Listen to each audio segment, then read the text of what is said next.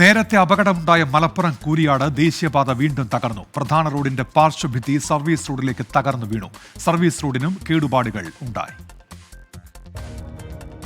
കൂരിയാട്ടെ അശാസ്ത്രീയത നിർമ്മാണത്തിലെ നാട്ടുകാർ വിളിച്ചു പറഞ്ഞതാണ്.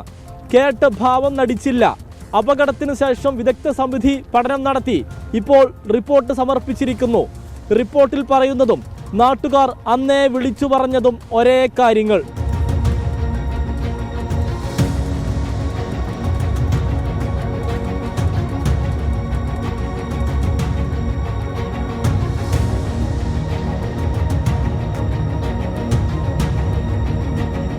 റിപ്പോർട്ട് വിരൽ ചൂണ്ടുന്നത് നിർമ്മാണ കമ്പനിയുടെ വീഴ്ചയിലേക്കാണ്.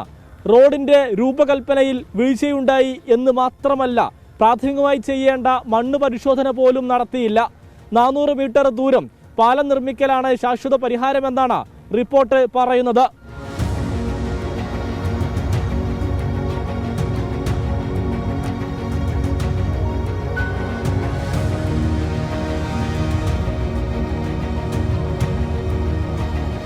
ഇതിനിടക്കാണ് നേരത്തെ തകർന്നതിന് മീറ്ററുകൾ മാറി പുതിയ തകർച്ച.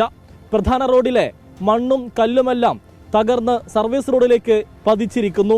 റോഡിന്റെ സ്ലാബ് ഭീതിപ്പെടുത്തും വിധം പുറത്തേക്ക് കാണുന്ന രീതിയിലാണ് പുതിയ അവസ്ഥ.